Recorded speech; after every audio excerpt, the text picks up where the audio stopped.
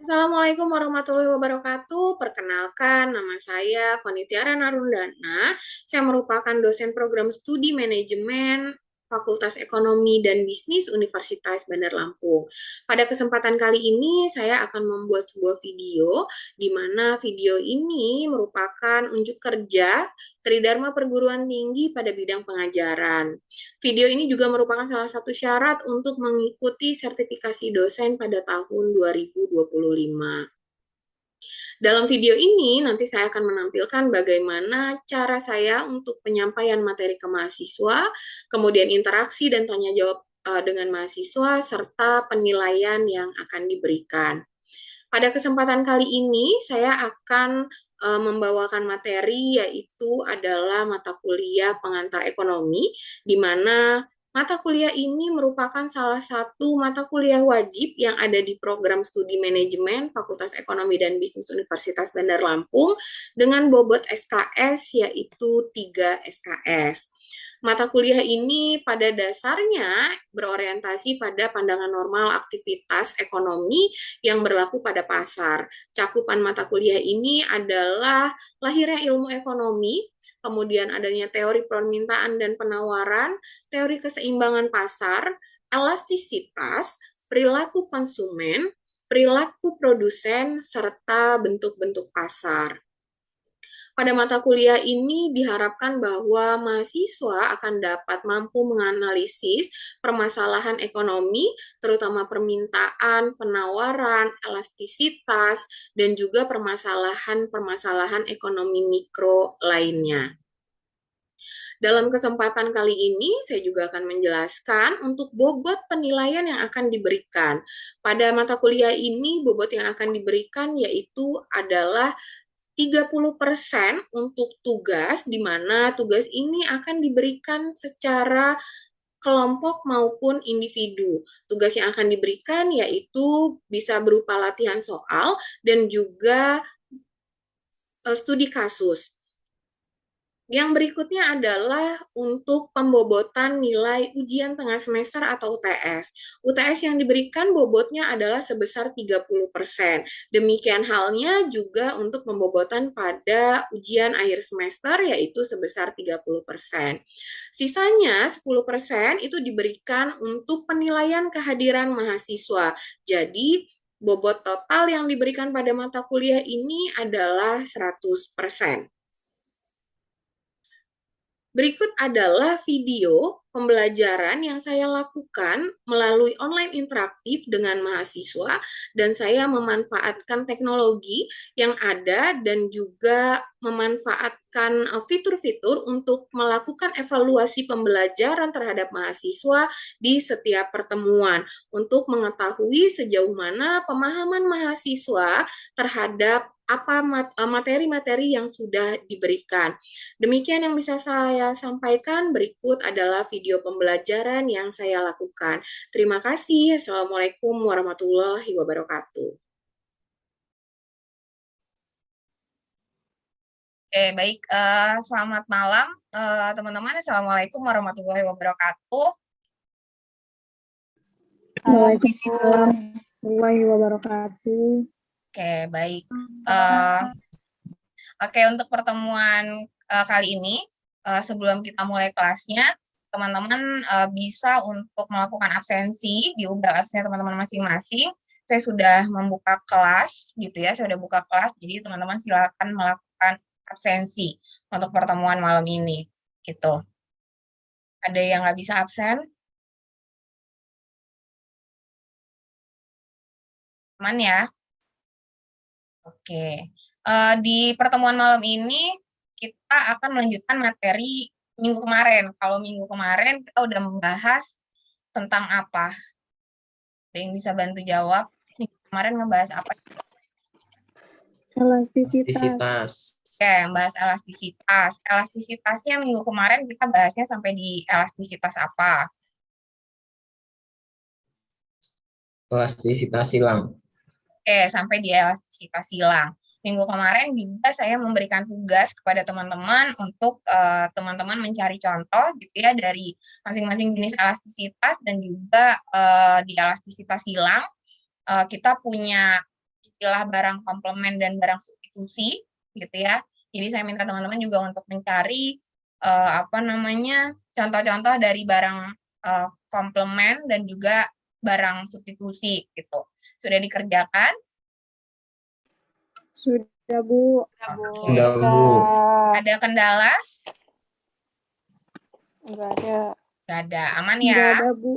Oke. Kalau kemarin kita sudah sampai di elastisitas hilang, minggu ini saya akan masuk ke dalam elastisitas produksi gitu. Jadi kalau minggu kemarin kita bahas elastisitasnya masih termasuk mudah gitu ya.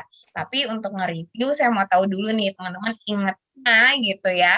Pemahamannya teman-teman sama materi minggu kemarin itu sampai di mana gitu. Saya akan berikan link di kolom chat. Oke. Saya berikan link di kolom chat. Oke. Terlihat? Terlihat, Bu. Oke. Teman-teman bisa langsung klik link yang ada di kolom chat. Oke.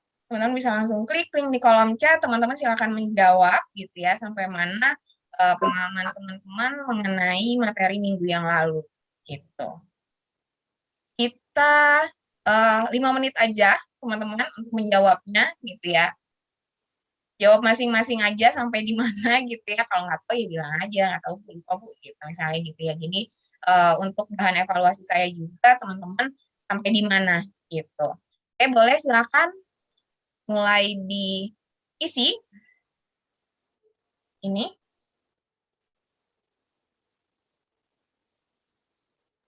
Oke, bisa kebuka di teman-teman.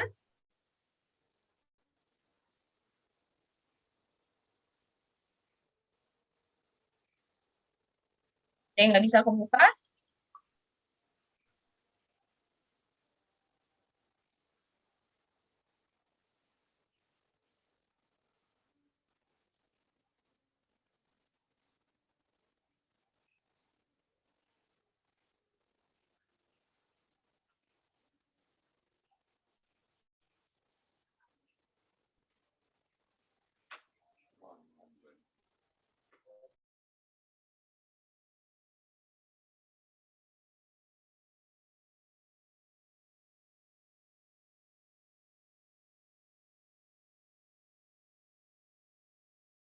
Kalau misalnya ada yang nggak bisa kebuka, teman-teman boleh gunakan, oke ini saya copy lagi linknya, boleh masuk di menti.com, kemudian teman-teman masukkan si passcode-nya. Oke, oke, link yang kedua masuk, teman-teman bisa pakai link yang kedua, gunakan link yang kedua bisa. Kita langsung diklik.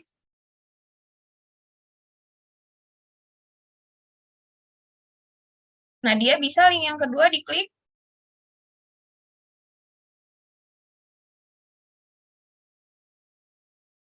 Lagi dicoba, Bu. Oke, Thomas bisa? Oke.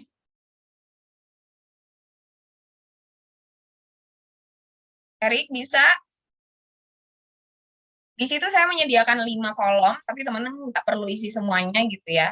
Boleh 3 aja, boleh Bu? Boleh. Oke, Bu. Sudah bisa kebuka, Bu. Oke, bisa kebuka. Jenis pakai link yang kedua, Jenis.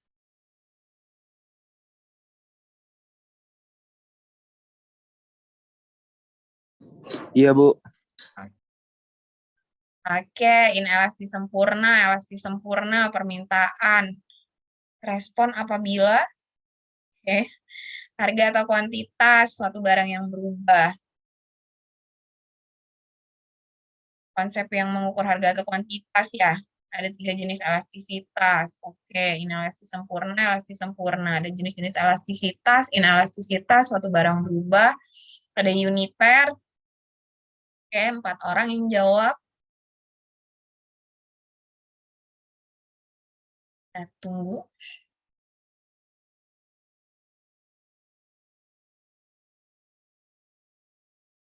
Tiga lagi.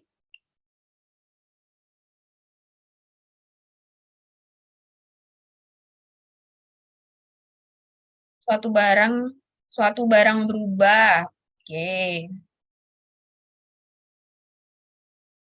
Konsep yang mengukur elastisitas, inelastisitas, mengenai permintaan. Oke.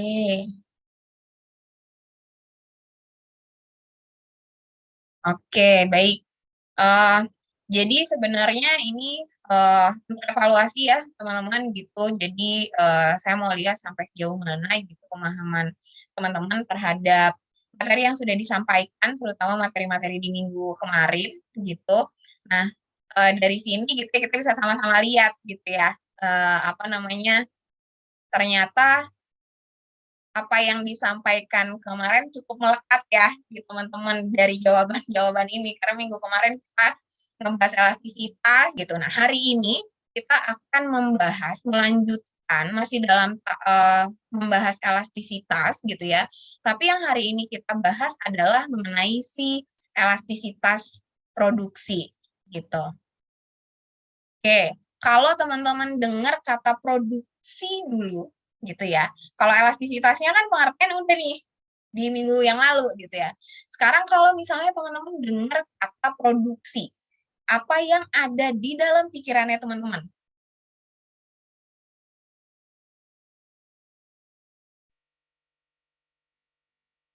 Thomas, kalau dengar kata produksi, apa yang ada di pikirannya Thomas? Buat sesuatu. Membuat sesuatu. Oke, Melia? Kalau Melia dengar kata produksi, yang ada di pikirannya Melia apa? Menghasilkan sesuatu barang. Menghasilkan barang. Jenis? Membuat suatu barang. Membuat suatu barang.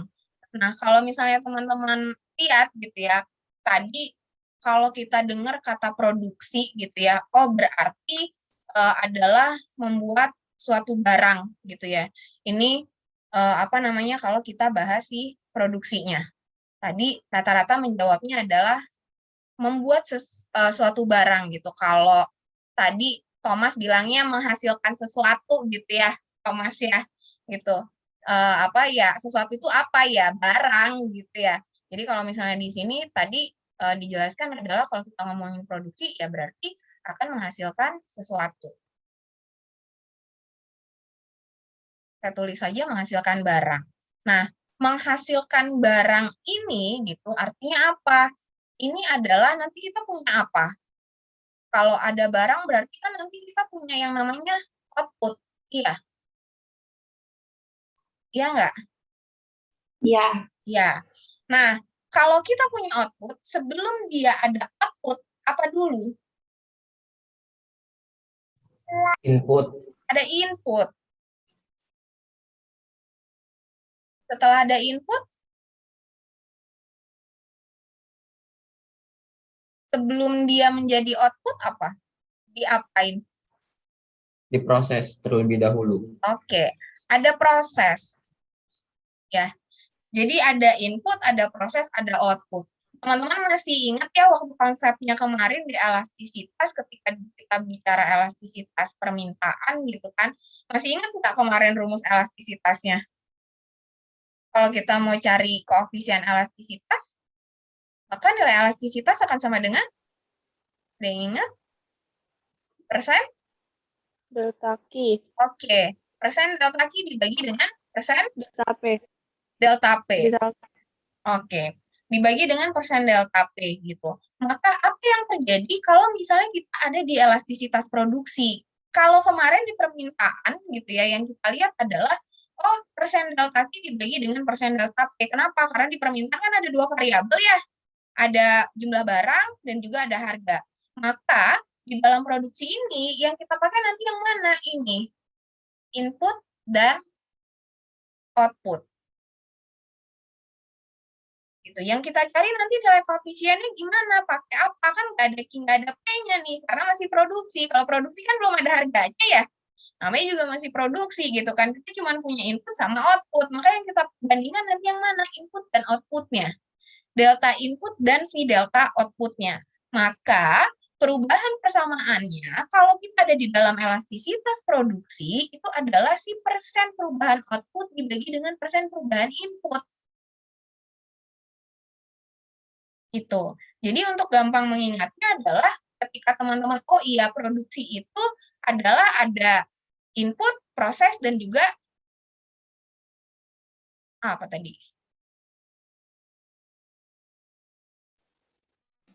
Output. Output. Jadi yang dibandingkan, oh oke, kalau kita ada di proses produksi, maka yang dilihat adalah, oh ada di produksi itu ada input, ada proses, ada output. Maka yang dibandingkan kalau kita mau mencari elastisitas produksi, oh oke, yang dibandingkan adalah si perubahan outputnya dibagi dengan perubahan inputnya. Gitu. Kenapa? Kalau misalnya teman-teman lihat di sini gitu ya, dijelaskan bahwa kalau misalnya elastisitas produksi itu adalah yang kita cari adalah perubahan relatif jumlah outputnya yang dihasilkan dengan perubahan relatif jumlah input yang digunakan. Kenapa begitu? Kalau misalnya jumlah inputnya sama, misalnya nih, waktu saya menggunakan input misalnya gitu, saya menggunakan inputnya adalah kalau misalnya saya menggunakan kertas itu adalah 3 misalnya gitu, saya menggunakan 3 kertas untuk menghasilkan satu kreativitas gitu ya. Saya membuat satu saya membuat satu gitu dari 3 kertas misalnya gitu, dari 3 kertas lipat saya bisa menghasilkan satu produk misalnya gitu. Apakah kemudian akan sama ketika saya menggunakan 6 kertas untuk menghasilkan produk yang sama dengan 3 kertas?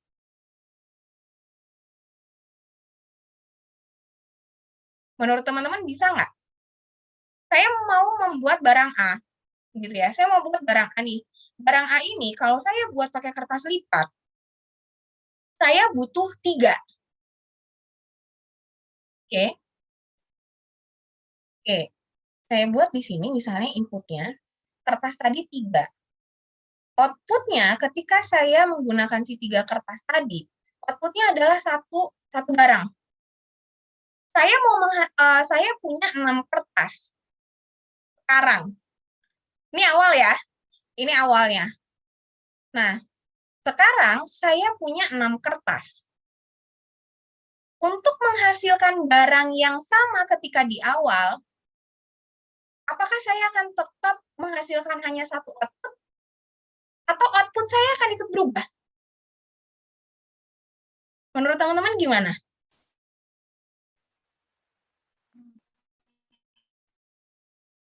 Erik?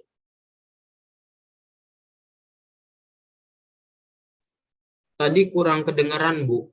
Oke, kurang kedengeran. Saya ulang ya. Jadi di awal saya punya inputnya adalah 3. Ini anggapnya bahan bakunya gitu ya. Ini si kertas awalnya tadi. Dari 3 kertas ini, saya bisa menghasilkan satu barang. Oke, ini di awal. Kemudian berubah. Saya ubah input saya naikkan, tidak lagi 3, tetapi 6. Untuk menghasilkan barang yang sama seperti di awal, apakah outputnya juga akan ikut berubah? Menurut Erik gimana? Berubah atau tidak? Berubah, Bu. Berubah.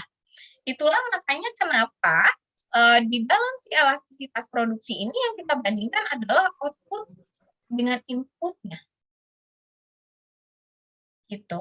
Kenapa? Ya udah dia jelasin nih kalau teorinya di atas gitu ya. Kita bisa sama-sama baca. Yang mau kita lihat adalah si rasio perubahan relatif jumlah output akibat dari si perubahan input yang digunakan. Gitu. Sampai sini bisa dipahami dulu teman-teman. Bisa. Bisa, Bu. Nah, ini ada rumusnya gitu ya. Kalau kemarin kan teman-teman ingat kalau kita buat persen delta persen delta Q sama delta P gitu ya, persen delta P kemudian kita jabarkan akan menjadi delta P dibagi dengan delta Q dibagi dengan delta P dikali dengan P per Q. Maka kalau diproduksi ya udah outputnya gitu ya, si Y-nya dibagi dengan X dikali dengan X per Y gitu. Ketemunya nanti apa? Ini akan ada persamaan PM sama PR. Bukan pekerjaan rumah ya, PR-nya maksudnya ya. Ini gambarnya. Dalam si kurva ini, kan ini ada 3 nih. Ya.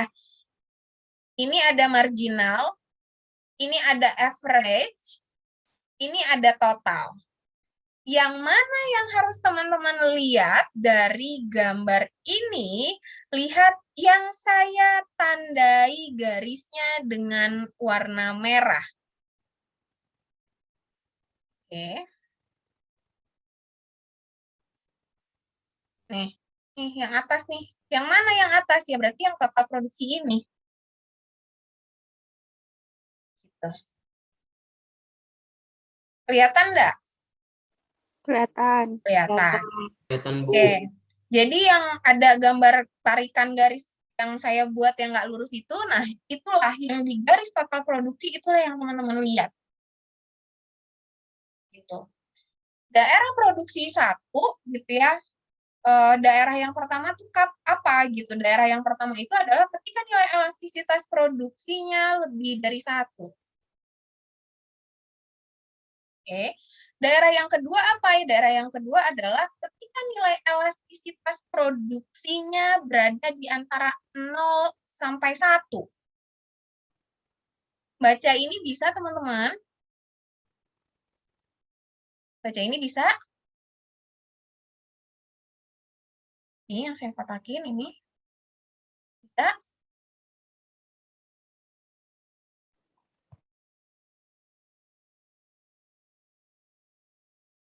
Nah, enggak.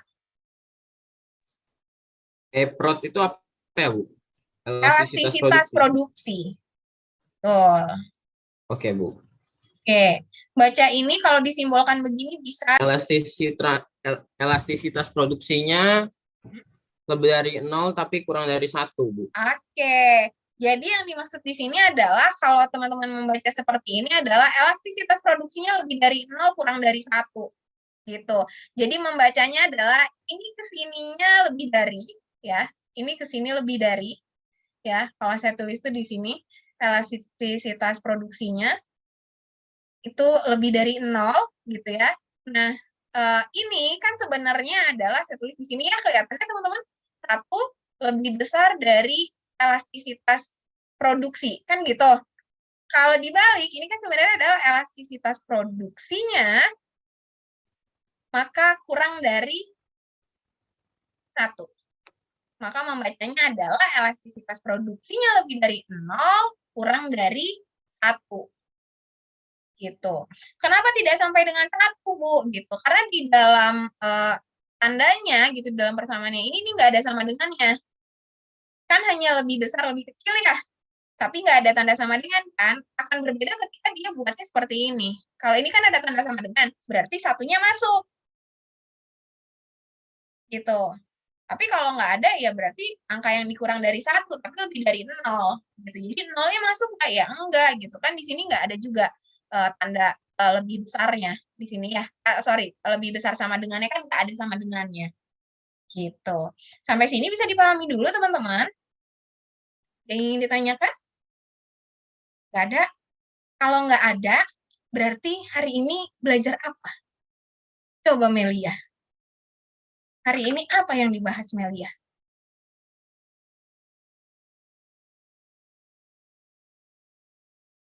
Ngebahas apa tadi kita, Melia?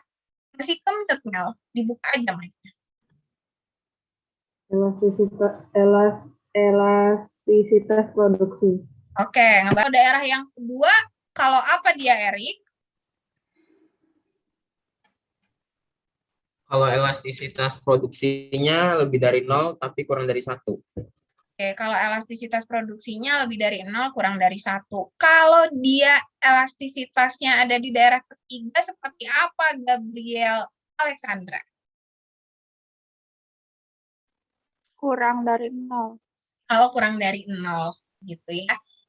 Jadi hari ini teman-teman belajar elastisitas produksi. Elastisitas produksi dibagi menjadi 3 gitu ya. Kayak teman-teman itu materi hari ini kita akan melakukan latihan soal ya, gimana cara perhitungannya. Kalau minggu kemarin udah di elastisitasnya, di elastisitas silang juga udah sempat melakukan ada contoh soalnya gitu ya. Nanti minggu depan kita bahas, kita mulai melakukan latihan soal ya. Nanti ada contoh kasus, ada contoh latihan soal untuk kita hitung supaya teman-teman bisa lebih memahami nanti yang mana sih ini elastisitas permintaan, terus dia masuknya ke bagian mana sih gitu kan ya. Kemudian nanti kita ngitung juga di elastisitas produksi dia masuknya ke bagian mana gitu. Oke, tidak ada lagi yang ditanyakan teman-teman? Bisa dipahami ya materi hari ini? Bisa, Bu. Oke, baik, mungkin itu teman-teman materi di pertemuan hari ini gitu ya, sampai di elastisitas produksi. Minggu depan kita ketemu lagi untuk mulai latihan soal gitu ya. Oke, baik, kalau tidak ada yang ditanya, saya tutup kelasnya. Terima kasih teman-teman. Selamat malam. Assalamualaikum warahmatullahi wabarakatuh. Terima kasih, Bu.